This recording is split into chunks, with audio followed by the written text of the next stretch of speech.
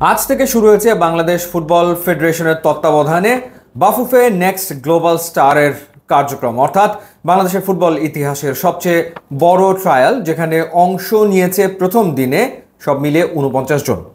দুই সেশনে 49 জন অংশ নিয়েছে। সকালবেলাতে আন্ডার-19 পর্যায়ের 24 জন অংশ নিয়েছে 2 ঘন্টার সেশনে, এবং পরবর্তী সময়ে 19 বছরের বেশি 25 জন অংশ নিয়েছে সেকেন্ড হাফের 2 ঘন্টা ব্যাপী সেশনে, এবং তাদেরকে অবজার্ভ করেছেন বাফুফের পারফরমেন্স ইভ্যালুয়েশন টিম, যেই টিমে ছিলেন মোহামেডানের কোচ আলফাজ আহমেদ, সাবেক জাতীয় ফুটবলার এবং এএফসি প্রো লাইসেন্সধারী কোচ জুলফিকার মাহমুদ মিন্টু, বসুন্ধরা কিংসের সহকারী কোচ মাহবুব হোসেন রক্সি, এছাড়া ছিলেন বাফুফের টেকনিক্যাল ডিরেক্টর সাইফুল বারী টিটু, বাফুফের head of academy Golam Rabbani Chhoton, সাবেক গোলরক্ষক সাইদ হাসান কানুন। কেমন পারফর্ম করলেন এই 49 জন ফুটবলার? তো সেই ব্যাপারে দুজন তাদের অবজারভেশন জানিয়েছেন। একজন হচ্ছেন বাফুফের নির্বাহী সদস্য এবং বাংলাদেশ জাতীয় দলের সাবেক গোলকিপার সাইদ হাসান কানুন। তিনি বলেছেন যে প্রথম দিনে প্লেয়াররা টায়ার্ড ছিল, সকালে একটু গরম ছিল এবং ফুটবল সেন্স অনেকের ভালো, তবে ফিটনেসে ঘাটতি রয়েছে। এদের অনেকেরই সম্ভাবনা রয়েছে, তবে সময় লাগবে। এটা হচ্ছে সাইদ হাসান কানুনের মন্তব্য।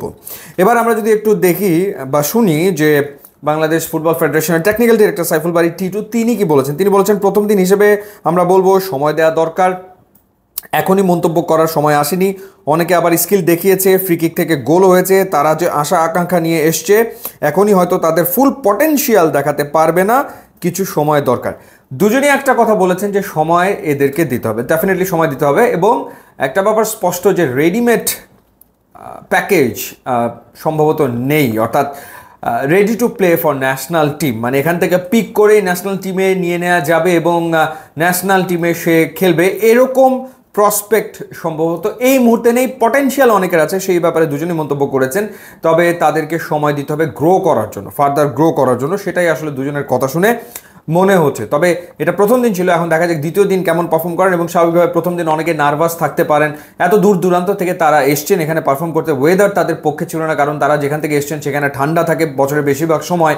সেই গরমের সাথে মানিয়ে নেওয়াটা তাদের জন্য একটা বড় রকমের চ্যালেঞ্জ তো ছিল বটেই, এবং একই সাথে এত বড় ট্রায়ালে তারা পার্টিসিপেট করছেন, একটুখানি নার্ভাস হওয়াটাও খুব স্বাভাবিক। আর একটা ব্যাপার হতে পারে যে প্রপার টাইম তারা আসলে পেয়েছেন কি না, কারণ এতজন ফুটবলার একসাথে ট্রায়ালে অংশ নিচ্ছেন, একটা সেশনে ছিলেন 24 জন, একটা সেশনে ছিলেন 25 জন, সুতরাং তারা পর্যাপ্ত সময় প্রত্যেকে পেয়েছেন কিনা প্রথম দিন, সেটাও একটা দেখার ব্যাপার ছিল। সো দ্বিতীয় দিনে গিয়ে আমার মনে হয় যে চিত্রটা আরও বেশি স্পষ্ট হয়ে উঠবে। বাট দুই জনের যারা ইভ্যালুয়েশন প্যানেলে ছিলেন তাদের কথায় স্পষ্ট যে একদম রেডিমেড কোনো প্যাকেজ সম্ভবত তারা প্রথম দিন আইডেন্টিফাই করতে পারেননি। এখন দ্বিতীয় দিনে কি দাঁড়ায় সেটা আসলে দেখার ব্যাপার, বাট সম্ভাবনা যে দেখিয়েছে সেটাই বা কম কি, কারণ আমি ধরে নিলাম যে 50 জন ট্রায়ালে পার্টিসিপেট করছে, সেখান থেকে যদি 10% সাকসেসও হয়, 10% সাকসেস হলেও সেটা বাংলাদেশের জন্য বড় ব্যাপার। মানে অন্তত 5টা প্লেয়ার যদি পাওয়া যায় যারা আগামী দিনে লম্বা সময় ধরে ন্যাশনাল টিমকে সার্ভিস দিতে পারে, সেটা পেলেও আমার মনে হয় যে এই ট্রায়াল ডেফিনেটলি সাকসেসফুল হবে। সো দ্বিতীয় দিনের দিকে আমাদেরকে তাকিয়ে থাকতে হচ্ছে। সো লেটস সি তারা আসলে কেমন করেন।